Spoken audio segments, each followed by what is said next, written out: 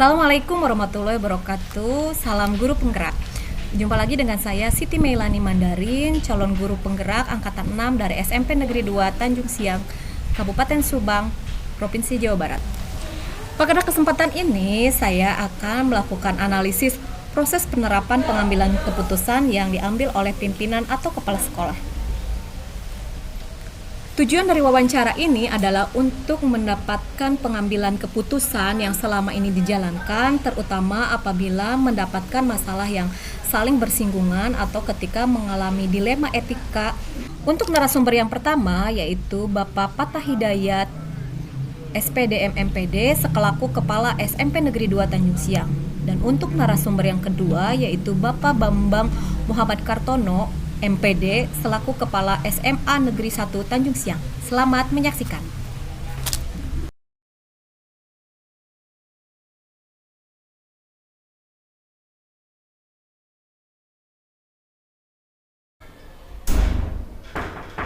Ya, mangga, ya, masuk.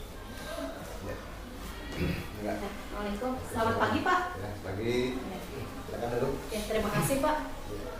Mohon maaf mengganggu waktunya. Saya mau melakukan wawancara dengan Bapak. Apakah Bapak ada waktu? Boleh. Nah, kira-kira kan selama ini Bapak menjadi pimpinan ya, jadi kepala sekolah. Pernah nggak Bapak dibenturkan ke dalam suatu masalah sehingga Bapak itu untuk mengambil keputusannya merasa dilema gitu? Harus apa gitu? Ya. Oke, terima kasih atas pertanyaannya. Selama kami menjabat dalam menentukan suatu kasus, mungkin ada beberapa yang mungkin ada dilema, ya. Di antaranya yang ini perlu, yang ini juga penting gitu. Oleh karena itu ya, kita mengambil pada aturan. Terusnya contohnya enggak langsung. Iya. Ya, Ya, contohnya bagaimana? Jadi ya. Kira-kira dalam mengambil keputusan itu seperti apa gitu? Ya. Untuk jadi Bapak dilema ketika ada sebuah kasus yang dua-duanya sama penting. Ya. Jadi Bapak memilih mana gitu? Ya. Di sini saya akan memberikan kasusnya tentang anggaran suatu kegiatan yang ada di sekolah, ya. Dalam suatu sekolah itu terutama dalam hal standar pembiayaan dan juga standar proses, ini banyak suatu kegiatan-kegiatan yang dilaksanakan oleh sekolah terutama siswa itu tentang kegiatan ekskul. Nah, misalnya tentang pramuka, paskibra, PMR atau olahraga, itu semuanya berlanjut ya, dan semuanya ingin maju gitu. Nah, selanjutnya kadang-kadang dalam suatu kegiatan tersebut itu misalnya waktu kegiatan pramuka itu menganggarkan ini dalam 10 tahun ya. Terus ada kegiatan lain, misalkan ada kegiatan olahraga, voli, atau kegiatan-kegiatan misalkan futsal atau misalkan sepak bola. Nah, sebagai contohnya misalkan begini. Nah, kami di dalam membuat suatu keputusan yang rumit itu ya, contohnya yang tadi seperti kegiatan-kegiatan anggarannya misalkan paskibra sekian, PMR sekian, pramuka sekian. Kami menyarankannya membuat aturannya. Jadi setiap tahun itu hanya satu kegiatan ya, dan dianggarkan itu sama semua kegiatan tersebut ya. Misalkan pramuka 1 tahun misalkan 8 juta ya, PMR 8 juta, terus pramuka, paskibra itu semuanya sama. Nah, ini mau kegiatan berapa kali itu manfaatkan dengan uang yang ada. Jadi kalau misalkan hanya menentukan kalau misalkan hanya khusus ke pramuka saja, mungkin yang lainnya. Jadi dalam menentukan pembiayaan kami semua menganggarkan semua program kegiatan tersebut sama itu. Mau kegiatan berapa kali atau misalkan atau tidak itu harus, terutama kalau misalkan 3 kali ya itu manfaatkan gitu, sehingga kegiatan pertama itu kira-kira bisa enggak gitu menghasilkan suatu hasil ya, suatu hasil, sehingga yang didapat itu bukan hanya masalah piagam atau piala saja, tapi mungkin ada suatu misalkan ada nominal uang sehingga bisa untuk memberikan motivasi ke depannya, sehingga untuk menjadi modal. Ada reward gitu ya Pak? Iya, ada reward di sana. Misalkan sekolah yang lain memberikan nilai, nah ini jadi untuk kas, terusan gitu kan. Itu juga pramuka, begitu juga misalkan paskibra itu. Jadi kalau misalkan hanya menentukan, ini pramuka sekian, itu kan, nah ini katanya. Kalau tidak diputuskan begitu, nanti semuanya ada lomba-lomba, ada kecemburuan sosial. Ya. Kecuali kalau memang kegiatan tersebut tidak dilaksanakan, otomatis itu anggaran tersebut tidak akan dikeluarkan. Gitu. Terus ya kira-kira Pak, langkah-langkah Bapak kan prosedurnya seperti itu ya Pak ya, jadi memberikan pemerataan lah setiap ekstra itu ada satu anggaran yang akan dikeluarkan. Kira-kira Bapak memiliki sebuah tantangan nggak dalam pengambilan keputusan itu? Bapak ada hambatan itu? Hambatan tadi ya, hambatannya terutama dalam suatu perencanaan itu, dalam suatu kegiatan tersebut, mungkin tantangannya tentang pencairan salur uangnya itu. Andaikan misalkan waktu kegiatan, misalkan bulan-bulan sekarang ternyata keuangannya di bos itu belum cair, ya otomatis kamu mungkin harus cari dana talang untuk kegiatan tersebut gitu. Terus hambatannya ya tadi, kalau misalkan tidak ada ya uang yang bisa meminjamkan, ya otomatis gitu. Dengan rasa ini kami mungkin bisa aja membanding tersebut. Terus juga kadang-kadang begini ya, kalau misalkan kira-kira lomba atau kegiatan tersebut kira-kira yakin atau tidak ya, sudah matang atau belum untuk mengikuti suatu kegiatan tersebut. Ya, kegiatan tersebut. Sebab satu itu karena meminta waktu dalam latihan apa dan juga minta ini itu sudah mengorbankan anak-anak. Ada juga kadang-kadang gitu ya, kalau misalnya untuk tahap awal misalkan ini masih kurang bagus, kurang mentah, ya bolehlah ya, tapi dengan dasar untuk sebagai pelatihan dalam membuatkan mental anak. Gitu. Ya, dalam hal Bapak mengambil sebuah keputusan, kira-kira ada pihak atau yang mempermudah atau membantu Bapak gitu dalam hal ini gitu, dalam menghadapi berbagai ekstra gitu. Kira-kira siapa yang membantu Bapak gitu? Dalam membantu, dan itu terutama kami berkoordinasi dengan sebagai negara ya, terus jatuh dalam daripada kesiswaan dengan Wakasek kesiswaan, sebab ini kegiatan kesiswaan itu ya itu menyangkutnya keseluruhan. Jadi bukan misalkan paskibra saja atau pramuka, paskibra, pramuka, PMR atau kegiatan kesenian itu semuanya ada di naungan wakil kesiswaan. Jadi tidak ada pada bahasanya itu ya, misalkan ini. Terus juga meluruskan bahwa kegiatan pramuka, kegiatan paskibra, kegiatan olahraga itu benderanya atas nama OSIS. Sebagai organisasi sekolah ya. Jadi bukan ini kegiatan paskibra, tetap itu adalah OSIS. Di bawah bendera OSIS. Jangan sampai nanti ada pertanyaan, kenapa Pak OSIS tidak dibiayai ya? Oh iya, tuh itu iya, ya, pertanyaannya iya. gitu. Itu. Kenapa ekstra lain ini sedangkan Iya. OSIS ini sendiri tidak Iya. diberikan biaya? Padahal kenapa? salah gitu. Iya. Jadi OSIS itu Sebetulnya. menyangkut ada sektor Iya. tersebut itu melakukan kegiatan, makanya di dalam satu kegiatan itu OSIS itu harus dilibatkan, paskibra harus melibatkan OSIS, pramuka masuk. Jadi jangan terpisah seolah-olah bendera masing-masing, itu salah. Oleh karena itu luruskan ya, jangan sampai ada kegiatan OSIS tidak ada biaya, ayo pramuka dibiayain, paskibra dibiayain, olahraga itu ada salah. Makanya bendera tetap yang legal itu adalah organisasi siswa. Itu adalah sub atau bagian-bagian daripada sektor daripada organisasi. Itu.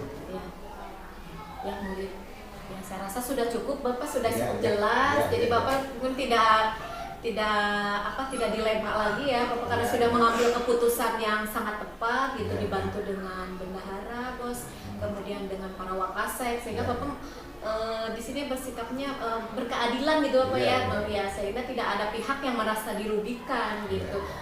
Setiap organisasi itu memiliki hak yang sama gitu, dan kembali lagi berbenturan dengan situasi dan kondisi ya Pak ya, itu kan mungkin ada yang menyelenggarakan lomba, ada yang tidak gitu. Jadi Intinya, tergantung proposal yang diajukan. Iya, Berapa persen dari semua dari anggaran satu tahun berapa kira-kira proposal. Itu barangkali ya jawaban dari saya, mudah-mudahan puas ya, dan juga andaikan ada satu dilema atau apa lagi mungkin kita bisa cari lagi solusinya. Itu barangkali. Terima kasih banyak Bapak atas waktunya, semoga bermanfaat. Saya permisi dulu Pak.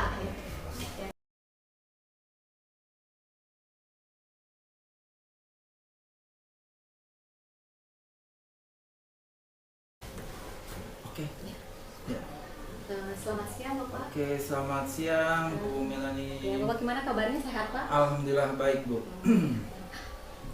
Saya mohon izin ada beberapa hal yang ingin saya tanyakan berdasarkan dengan beberapa keputusan yang harus diambil. Bapak kan selaku pimpinan pernah tidak mengalami ada suatu kasus yang dilema etika di mana kedua kasus itu benar lawan benar gitu. Jadi Bapak pernah mengalami di antara dua pilihan gitu yang sama-sama penting. Pernah mengalami hal itu Pak? Ya, ada beberapa ya, bisa dibilang banyak, tapi ada satu yang menurut saya ini jarang terjadi ya.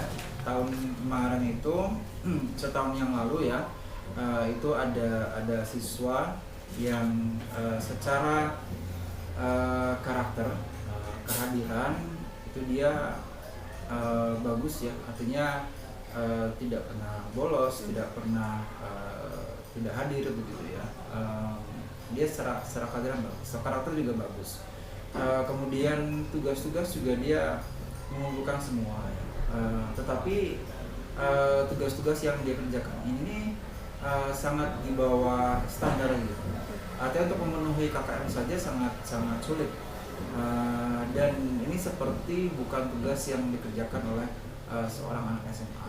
Nah, masalahnya adalah ketika si anak ini untuk kenaikan kelas, satu sisi dia secara nilai dia tidak memenuhi syarat karena memang dari beberapa penilaian atau dari tugas-tugas yang ada itu kurang gitu, walaupun dia mengumpulkan. Tetapi dari sisi karakter dia baik ya. Dia kehadiran bagus dan karakter yang lainnya juga bagus. Ini artinya ada dua hal yang menurut saya sama-sama benar gitu ya, dalam artian dia karakter bagus, kalau kemudian tidak naik karena nilai. Nah, ini juga dilema juga ya, satu sisi. Nah, karena dibutuh keputusan yang cepat, saya kemudian mengumpulkan data-data dari wali kelas, dari BK, dari guru-guru ya. Nah, dari data-data yang ada ini, data awal ini, saya melihat ada semacam kejanggalan. Dan akhirnya setelah kita sepakati bersama-sama bahwa oke, secara kenaikan kelas dia secara nilai oke, dia apa namanya bisa naik begitu ya. Nah, tetapi kemudian PR besarnya adalah ini kita harus mengetahui akan masalah kenapa si anak ini bisa seperti itu. Mungkin kalau terjadinya satu semester masih belum ini ya, belum terdeteksi gitu ya, wajar tidaknya. Tetapi ketika ini terjadi dalam 2 semester berulang, berarti kan ini ada sesuatu yang tersembunyi di situ yang harus kita pahami. Jadi di awal itu dari identifikasi awal kita dapatkan data seperti itu. Nah, langkah-langkahnya sebenarnya setelah tadi ya, setelah dia dari kelas 10 kemudian naik ke kelas 11 begitu. Itu Bu, apa namanya permasalahan dilema yang pernah saya alami. Nah, kemudian langkah-langkah atau prosedur seperti apa yang telah Bapak tempuh dalam menghadapi, kan ketika 1 semester belum terdeteksi nih. Nah, sudah 1 tahun pas ketika mau kenaikan kelas baru kedeteksi, oh ternyata anak ini ya tidak bisa mengikuti KPM. Nah, langkah-langkah atau prosedur apa yang Bapak tempuh untuk menghadapi hal tersebut? Iya. Jadi itu suatu hal yang besar yang harus kita pecahkan ya. Karena kan kadang-kadang apa namanya agak selaras ya antara karakter dengan akademik begitu ya.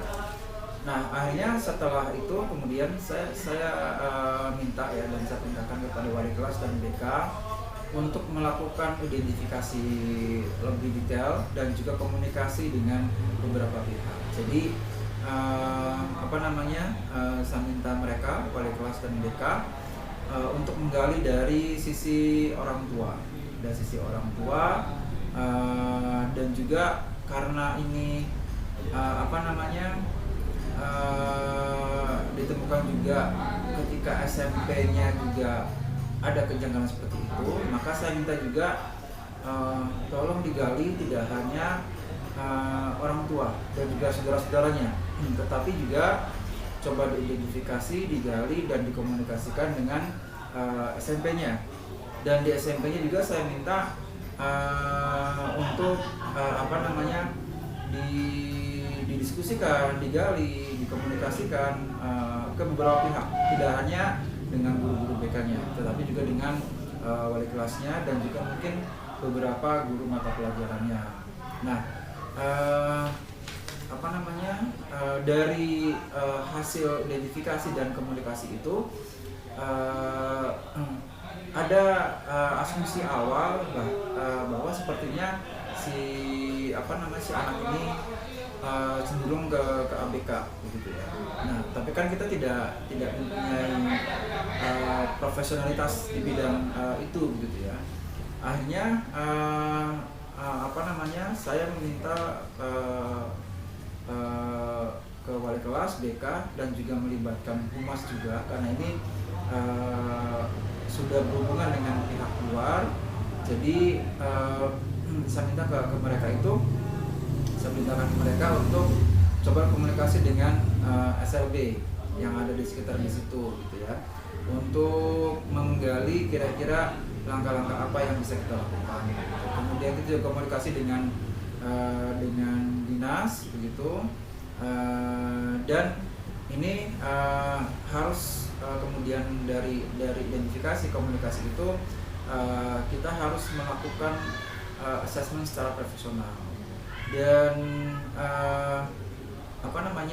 dari SLB dan dari dinas. Kemudian akhirnya kita ada rekomendasi coba cari lembaga profesional begitu ya, dan saat itu kita dari salah satu alumni itu coba direkomendasikan ke UII ya, Universitas Islam Indonesia di Itu Jogja. di luar kota ya Pak? Di luar kota, bahkan jauh luar provinsi Iya, begitu. iya, luar provinsi. Luar provinsi. Dari alumni itu kemudian kita terhubung dengan pihak di sana, dan kebetulan juga alhamdulillah dibukakan juga akan ada calon psikolog mahasiswa S2 yang dari sana itu yang akan magang. Jadi kita kemudian coba ngobrol lebih jauh, dan yang bersangkutan akhirnya tertarik untuk menggali permasalahan ini ya sebagai salah satu sampel dari magang dia gitu ya. Nah, dari situ kita akhirnya berkolaborasi dengan UI ya, dengan psikolog dari UI, dan di sini diwakili oleh si mahasiswa tadi S2 yang akan magang tadi ya, dan juga dengan dengan SLB, karena kan SLB juga dia mempunyai yang disebut sebagai sumber belajar untuk anak berkebutuhan khusus, tidak hanya untuk SLB-nya saja tetapi untuk yang lainnya juga. Nah, dari situ kemudian ada aksi-aksi tindakan profesional dimulai gitu ya. Ada asesmennya, ada tes, wawancara dan sebagainya. Nah, asesmennya dilakukan tidak hanya kepada si anak, tetapi juga kepada orang tuanya, kepada saudara-saudaranya gitu. Lingkungan sekitarnya. Ya, lingkungan sekitar, dan juga asesmen secara profesional ke sumber sekolah sebelumnya, ke SMP sebelumnya begitu. Jadi dia ini melakukan seperti itu. Jadi dari tahapannya ya kita tentunya di awal tadi ada identifikasi, komunikasi, dan tadi aksi atau solusinya begitu. Nah, kira-kira dalam menghadapi prosedur itu ada hambatan nggak? Bapak mengalami hambatan seperti itu? Iya, hambatannya ada beberapa ya. Yang paling sulit hambatannya adalah penolakan dari orang tua ya, penolakan dari orang tua. Jadi bahkan sejak awal kita komunikasikan dan